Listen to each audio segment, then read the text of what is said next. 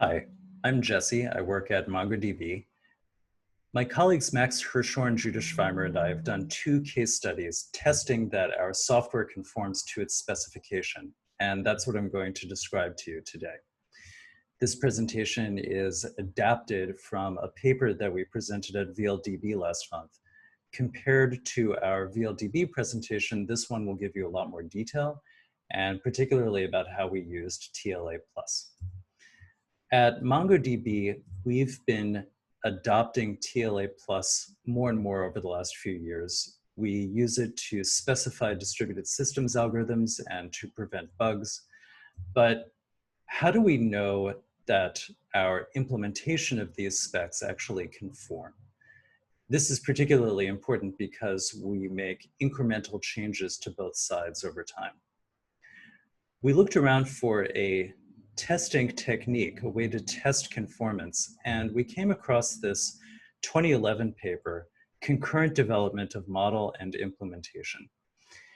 In this paper, the authors propose a software methodology called eXtreme modeling. In eXtreme modeling, the specifications and the implementation evolve over time, and they have two techniques for testing conformance. In one of them, model-based trace checking, you run your implementation and collect an execution trace, and then check that that trace had been permitted by the spec. The other technique, called model-based test case generation, starts with the spec, generates all possible behaviors, and then generates unit tests to check that the implementation follows each of these behaviors. So we've got two testing techniques, and we did two case studies where we tried each of these techniques with one of our products. We tried model-based trace checking with the MongoDB server, and we tried model-based test case generation with MongoDB Realm. The rest of this talk is simple. I'm going to talk about the left-hand case study first, and then I'm going to talk about the right-hand one. The MongoDB server is a distributed database, and it uses a replication protocol that is a lot like Raft. You write to the leader, the followers asynchronously replicate the write, and once the write has been acknowledged by a majority, the leader considers it to be majority committed. The leader keeps track of a majority committed timestamp. All writes up to that timestamp are committed, and all of the writes after that are not. The leader needs to keep track of this majority timestamp despite crashes and network outages and elections. So that's what we specified in TLA+. We wrote a short spec of this aspect of the server, and we wanted to test the implementation's conformance to this spec. For this first case study, we used model-based trace checking, and the model-based trace checking flow goes like this. You run some test of your implementation, and while the implementation is running, it logs all of the state transitions that it experiences, and it outputs all of the variables that are defined in the spec. We collect this execution trace and translate it into a TLA plus data structure. This allows us to do the last step, which is to use the model checker to check that this particular state sequence was permitted by the spec. We developed a Python script and a data pipeline for doing this kind of testing with the MongoDB server. To begin with, we chose a test to run. We chose a JavaScript randomized test called rollback fuzzer, which does random operations on the server while at the same time triggering rollbacks of uncommitted writes. This test generates database requests to each of the three nodes in the replica set, and each of them logs every state transition in its own log file. We then need to combine these log files into one state sequence. So we can just sort the events by timestamp because all of the servers are on the same machine with a shared clock. And we introduced a short sleep after each event to ensure that they have distinct timestamps. Once we have the combined logs, we have a Python script which parses the logs and creates a state sequence that expresses all of the state transitions for the system as a whole. We then output that state sequence as a TLA plus data structure, and we use the model checker to check if this was permitted by the spec. That's our pipeline, and I want to talk about two parts of it in particular detail. First of all, how do we process trace events? At every moment, the system as a whole has some state. For example, here we've got node 1 is the leader, and node 2 is a follower, and it thinks that the election term is 1. To get the next state in the sequence, we combine this with a trace event. So let's say that node 2 becomes leader in term 2. Our Python script combines the current state with the new event to produce a new state where node 2 is the leader and node 2's term is 2. Notice here the Python script makes an assumption that if there's a new leader, then the previous leader is instantly a follower. This is actually a lie. In fact, two leaders may coexist for a short period in different terms. This assumption is going to be a problem, and I'll explain that in a minute. That's the first part, the first stage of this pipeline that I wanted to describe. The other one is how we use the model checker to check that this was a permitted state sequence. We're following a process here that was proposed by Ron Pressler. So we output the state sequence as a series of TLA plus tuples, where each tuple contains the action that led to this state, the value of all of the state variables, and also the server log source of this trace event. So for example, the initial state here is a tuple. The action that brought us here is init. We include all of the state variables, which you don't need to pay attention to right now. And after that, we start processing trace events. So maybe the next event is that a member became primary. We call this action become primary by magic because our spec doesn't model the election protocol in detail. So we just assume that some member becomes a leader. And you can see here that the role variable has changed its value, and also that we've got the server log name and line number here. This is not needed for trace checking, but we found it very helpful for debugging problems. The rest of this method is adapted from Ron Pressler. You declare your state variables and instantiate the handwritten TLA plus spec. This is the spec that we are checking conformance to. There's an index variable that says which event we're on, and a read operator that loads up that trace event into the spec variables. There's another operator, read next, which loads up the primed variables from the next event in the state sequence. And the spec as a whole, its initial state is that it's read the first event. Its next state relation is it reads the next state and loads it up into the variables. And the behavior of the spec as a whole is that it starts at the first event and proceeds until it reaches the last one. We use the model checker to check this spec, which is trivially correct, and also the spec behavior of our instantiated handwritten spec. So by checking both of those things at the same time, we check that this particular behavior matched the spec. That's model-based trace checking. And the idea is that the more we test, the more coverage we would achieve, both of the implementation and the specification, and the more confidence we would get that our implementation conforms. There are a lot of really interesting questions here, like how do we measure coverage? What do we mean by confidence that the implementation conforms? Unfortunately, we didn't get to explore any of these questions because we actually failed. Our traces never matched our specification. We didn't get trace checking to pass. That's the result of this first half of the paper, but we have some lessons that we hope are going to be useful for anybody who tries this in the future.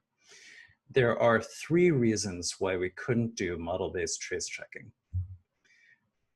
The first of these is that we have to snapshot all of the modeled state within one of the nodes in order to log it every time it does a state transition. But MongoDB is highly concurrent, it's multi-threaded, it's designed to avoid global logging. As a result, it took us a month to figure out how to use locks and MVCC to get a consistent snapshot of the values that we needed to log. The second problem is that we actually began with a spec that didn't match the implementation. There are a few discrepancies. For example, in our implementation, we can have 2 leaders at a time. This is true of Raft and many other consensus protocols. We didn't want to deal with that complexity in the spec, so we had ignored it and we'd assumed that there's only 1 leader at a time. In our Python script that processes events, we had tried to kind of fudge this by marking the previous leader as a follower as soon as we learn about a new leader. This kind of post-processing, it might be useful to bridge differences between spec and implementation. Sometimes I think this might be a good idea. Sometimes I think that formal refinement is often a better way to bridge the gap between an abstract spec and the spec that you want to trace check.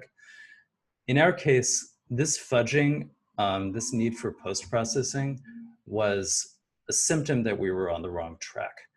We should have modeled what the implementation actually did. The final problem with this case study is that the marginal cost of trace checking was just too high.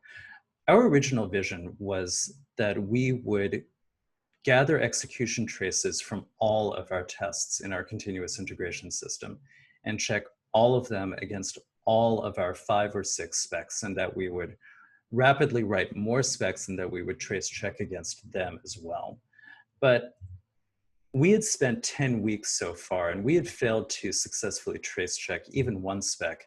And we discovered that most of the work that we had done was specific to that 1 spec. So we guessed that the marginal cost of trace checking each additional spec in our repository was not going to be worth it.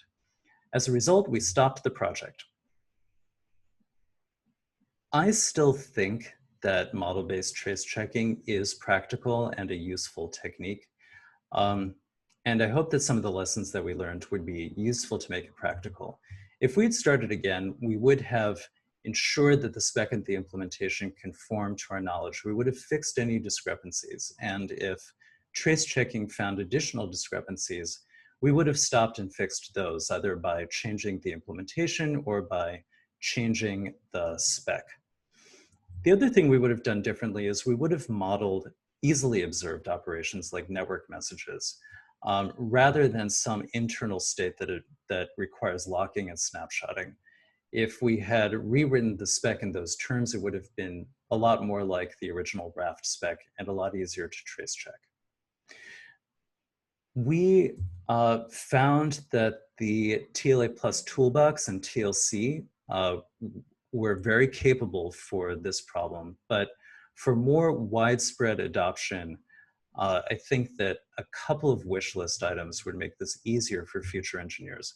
One would be if there were a standard format for inputting execution traces.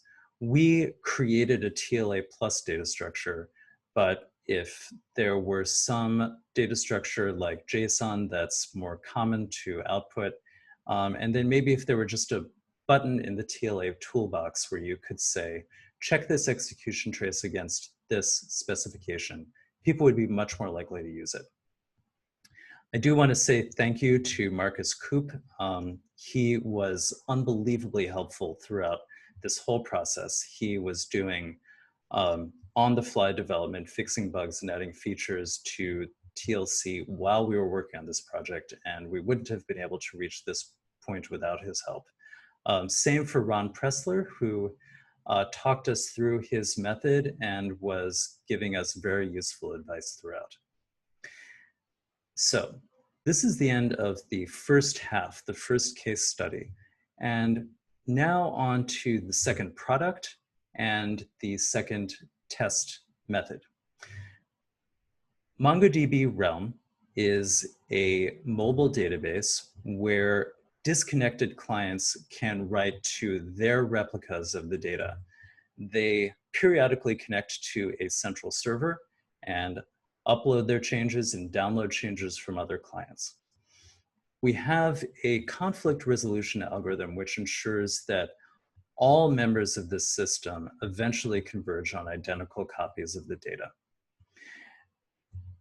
Originally, we knew that the central server and all of the clients used the same conflict resolution algorithm because they were all running the same C++ code. But recently, we re-implemented the central server in Go. So now we needed a way to make sure that the client and the server have implemented the same algorithm in different programming languages. So for this, we used the second of the two conformance testing techniques, which is model-based test case generation. Now for us, the first step is to actually write a TLA plus spec. Before this, we had an algorithm written out in English and implemented in C++, but now we needed a formal spec. So we wrote it up in TLA plus, and we ran the model checker and verified that indeed the algorithm does work. So now we have some confidence that our spec is correct, but we still don't know whether our implementations conform to it or to each other. The next step is to output all possible behaviors of this specification. And we used this with the TLC command option here, which outputs all of the states and the actions that lead to them in this dot format. It's practical in this case because this is a fairly small state space with on the order of tens of thousands of states. Once we've got this, we turn each behavior of the specification into a unit test of the C++ implementation. So we wrote a Go program that read TLC's output and converted each state sequence to a unit test. By the way, we have an advantage here that our state space has no cycles. The algorithm always stops after a few steps. So we have a well-defined notion of a distinct state sequence that starts at the beginning and stops at the end. If you had an algorithm that didn't always halt, you'd have to be more clever. So for each sequence, we create a unit test, and these follow kind of a template where they begin by instantiating two clients and starting off with some initial data. Then each of the clients independently does some operation on the data. They all synchronize with each other. And at the end, we check that they have converged on the same data and that both of their operations is reflected in the final data. One example of a test begins with the data 1, 2, 3.